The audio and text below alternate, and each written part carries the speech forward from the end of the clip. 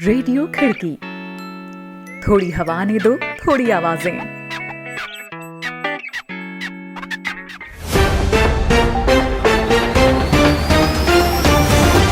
आज है 12 मार्च, दिन शुक्रवार। खिड़की इंटरनेशनल बुलेटिन में अभिवादन स्वीकार करें शादाब हसन खान का। एक नजर कार्यक्रम की खास खबरों पर। लोकतंत्र पर काम करने वाली स्वीडिश संस्था का दावा, चुनावी तानाशाही में तब्दील हो रहा भारतीय लोकतंत्र। म्यांमार में यूएन के विशेष दूत बोले, अब तक 70 प्रदर्शनकारी मारे गए। क्वाड समूह का पहला शिखर सम्मेलन आज, चीन को घेरने की बनाएंगे रणनीति। रहेंगे दुनिया भर की और भी अहम खबरें, तो बने रहें बुलेटिन में शादाब हसन खान के साथ।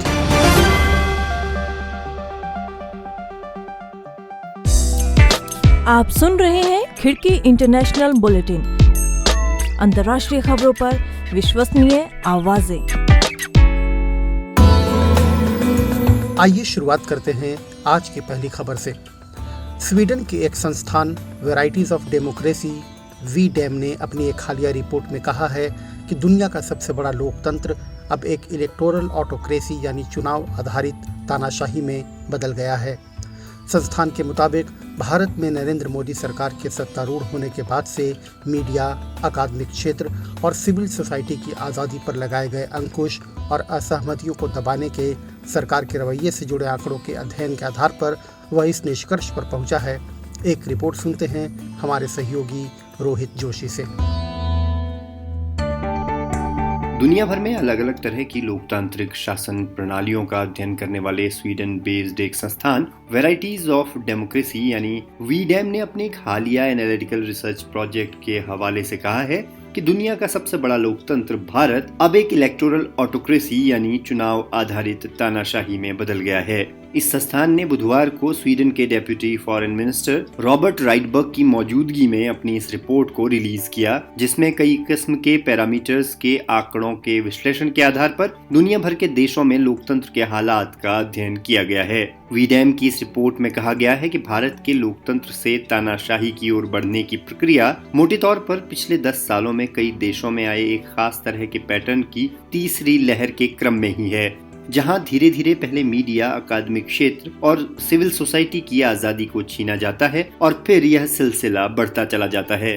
पिछले साल संस्थान ने अपनी रिपोर्ट में कहा था कि भारत अपने लोकतंत्र का दर्जा खोने की कगार पर है, लेकिन इस बार संस्थान के अनुसार उसने और बेहतर आंकड़ों के अध्ययन के आधार पर स्पष्ट तौर पर यह पाया है कि भारत 2019 के बाद से एक इलेक्टोरल ऑटोक्रेसी यानी चुनाव आधारित तानाशाही में तब्दील हो गया है। रिपोर्ट में कहा गया है, भारत में मोदी सरकार ने आलोचकों को चुप कराने के लिए राजद्रोह, मानहानि और आतंकवाद विरोधी कानूनों का इस्तेमाल किया है। उदाहरण के तौर पर बीजेपी के सत्ता में आने के बाद से 7,000 से अधिक लोगों पर राजद्रोह के आरोप लगाए गए हैं और इनमें से अधिकतर लोग सत्तारूढ़ पार्टी के आलोचक हैं। रिपोर्ट में कहा गया है कि भारत इस लिहाज से अब पाकिस्तान की तरह अधिनायकवादी हो गया है और यहाँ हालात उसके 2 अन्य पड़ोसी देशों बांग्लादेश और नेपाल से भी बुरे हो गए हैं। वीडैम ने कहा है कि भारत उन देशों में से एक है जो कि तानाशाही की तीसरी लहर से जूझ रहे हैं और मौजूदा समय में दुनिया की आबादी का तकरीबन 68% हिस्सा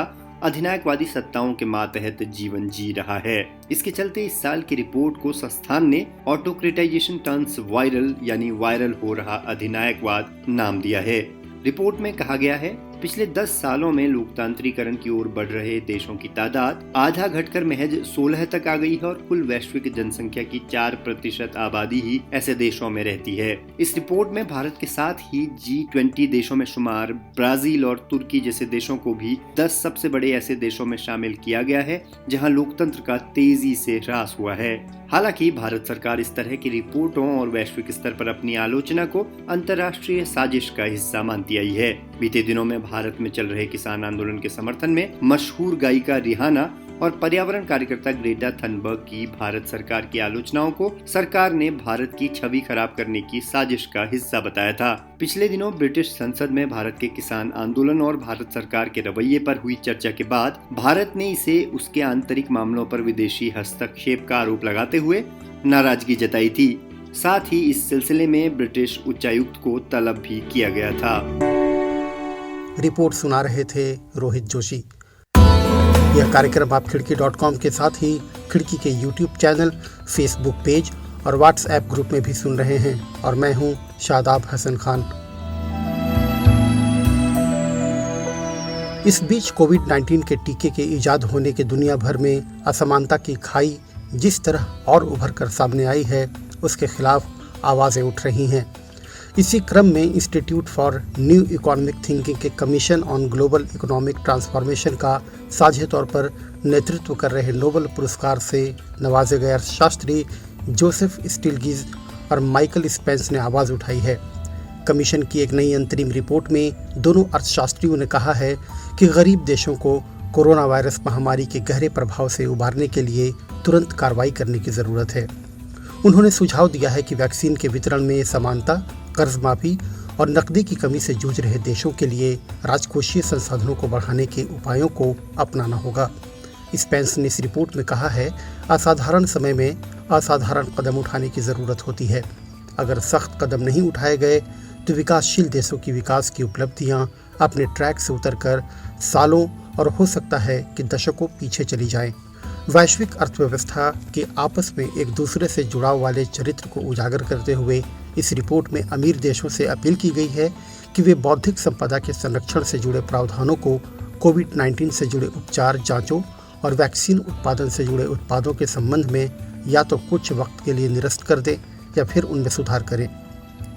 रिपोर्ट की वर्चुअल लॉन्चिंग के मौके पर स्टिल्गिज़ ने कहा कि जिस तरह के हालात हैं और जो रवैया अभी अपनाया जा रहा है, ऐसा ही चलता रहा तो कई विकासशील देशों तक वैक्सीन पहुंचने में कई वर्ष लग जाएंगे और कोरोना वायरस पर तब तक काबू नहीं पाया जा सकता जब तक कि दुनिया भर में हर जगह इसे थाम न लिया जाए। संयुक्त राष्ट्र और WHO समेत कई वैश्विक संस्थाएं भी इस बात को बार बार दोहरा रही हैं। वहीं म्यांमार में संयुक्त राष्ट्र के विशेष दूत ने वहां की सेना को प्रदर्शनकारियों की मौत का जिम्मेदार ठहराते हुए कड़ी फटकार लगाई है। म्यांमार में मानवाधिकारों पर निगरानी रख रहे विशेष दूत थॉमस एंड्रयूज ने बताया है कि जब से सेना ने तख्तापलट किया है तब से 70 प्रदर्शनकारियों की मौत हो चुकी है। ताज़ा रिपोर्ट्स के अनुसार गुरुवार को भी विरोध प्रदर्शनों में शामिल कम से कम 7 लोगों की मौत हुई है।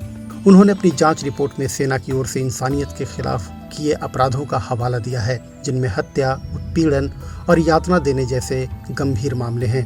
थॉमस ने संयुक्त राष्ट्र मानवाधिकार परिषद से इस भयावह सत्य के बारे में बताते हुए गुरुवार को कहा है कि म्यांमार की कमान हत्यारे और गैर कानूनी सैन्य प्रशासन के हाथों में है।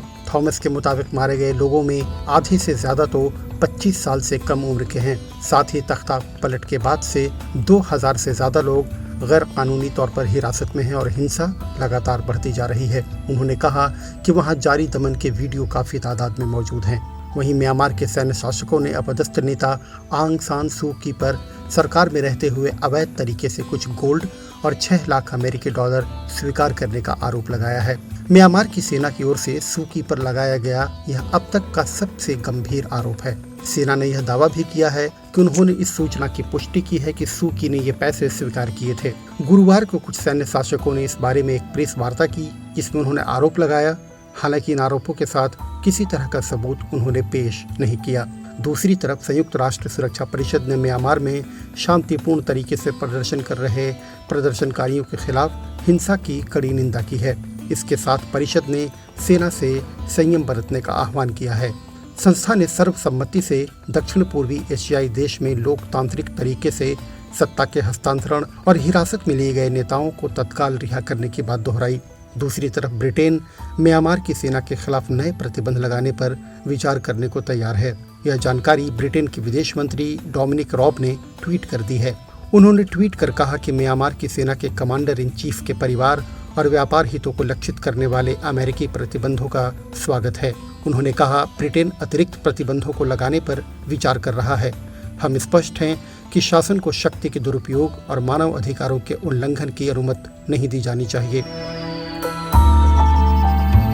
अमेरिका के राष्ट्रपति जो बाइडेन ने कोविड-19 महामारी से पैदा हुए संकट से निपटने के लिए $1.9 ट्रिलियन के आर्थिक राहत बिल पर दस्तखत कर दिए हैं। अब इसने कानून की शक्ल ले ली है। इस कानून के तहत बेरोजगारों को $1400 तक की मदद दी जाएगी। साथ ही चाइल्ड टैक्स क्रेडिट का भी प्रावधान है, जिससे कि महामारी के दुष्प्रभावों से तबाह हुए करोड़ों लोगों को गरीबी से उबारा जा सकेगा। बाइडेन ने कहा कि इस राहत पैकेज के जरिए निढाल हो चुकी देश की अर्थव्यवस्था को फिर से खड़ा करने में मदद मिलेगी। यह अमेरिका के इतिहास में सबसे बड़ा स्पेंडिंग बिल है जो कांग्रेस में बिना किसी रिपब्लिकन सांसद के समर्थन के ही पास हो गया। इसे बाइडेन प्रशासन के लिए बड़ी संसदीय जीत के तौर पर देखा जा रहा है। अब रुख अगली खबर का। अमेरिका, भारत और ऑस्ट्रेलिया और जापान के नेता शुक्रवार को पहले क्वाड सम्मेलन में वार्ता करेंगे। प्रधानमंत्री नरेंद्र मोदी, अमेरिकी राष्ट्रपति जो बाइडेन, ऑस्ट्रेलिया के प्रधानमंत्री स्कॉट मॉरिसन और जापानी प्रधानमंत्री योशिहिदे सुगा डिजिटल तरीके से आयोजित होने वाले सम्मेलन में हिस्सा लेंगे। सम्मेलन में हिंद प्रशांत क्षेत्र में चीन की बढ़ती चुनौती पर लगाम लगाने को लेकर चर्चा होगी। इस क्षेत्र में रणनीतिक और सैन्य साझा सहयोग के एजेंडे और कोरोना महामारी से निपटने में चारों देशों की भूमिका पर बातचीत होगी। क्वाड समिट में भारत की वैक्सीन को प्रमोट करने के फंड का भी ऐलान हो सकता है। इसके अलावा जलवायु परिवर्तन, आर्थिक संकट बैठक के प्रमुख एजेंडे में शामिल हैं। चारों सदस्य देश चीन से अलग एक वैश्विक सप्लाई चेन सिस्टम बनाने पर भी बात करेंगे। इसे जापान आगे बढ़ा रहा है, जिससे भारत और ऑस्ट्रेलिया की मदद से चीन पर से निर्भरता को कम किया जा सके। इस बैठक में भारत से आसियान देशों के बीच ईस्ट वेस्ट कनेक्टिविटी को बढ़ाने पर जोर दिया जा सकता है ताकि चीन के नॉर्थ साउथ कनेक्टिविटी को करारा जवाब दिया जा सके। इसके अलावा हिंद प्रशांत क्षेत्र में इंफ्रास्ट्रक्चर परियोजनाओं के संयुक्त फंडिंग पर भी विचार हो सकता है। अब रुख करते हैं मध्य पूर्व का, जहां इजराइल ने 5 फलस्तीनी बच्चों को कई घंटों तक कैद करके रखा। ये बच्चे गुरुवार को हवात माउन में अवैध तरीके से बसाई गई यहूदी बस्तियों की तरफ जंगली सब्जियां तोड़ते हुए चले गए थे। वहां एक आउटपोस्ट के पास इन बच्चों की यहूदी बाशिंदों से बहस हो गई। इसके बाद हथियारों से लैस इजरायली सैनिकों ने फलस्तीनी बच्चों को घसीटा और एक एकांत जगह पर बंधक बनाकर रखा। इसके बारे में मानवाधिकारों के लिए काम करने वाले एक इजरायली समूह बत्सेलेम ने जानकारी दी है।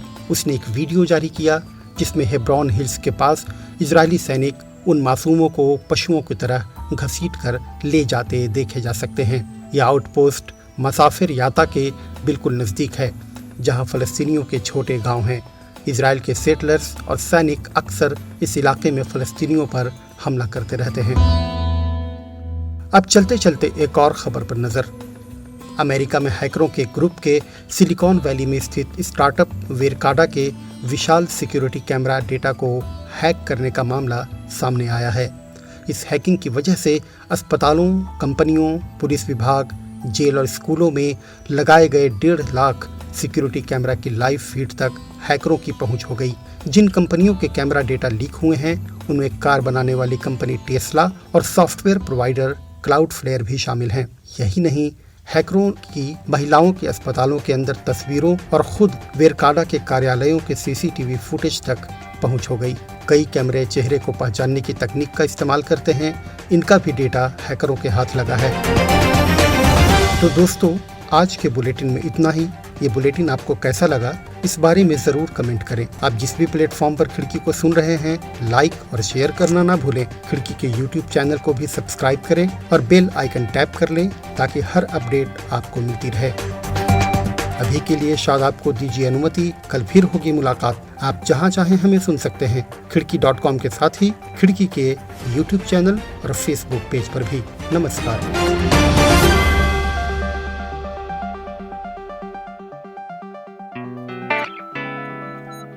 रेडियो खिड़की, थोड़ी हवा ने दो, थोड़ी आवाजें।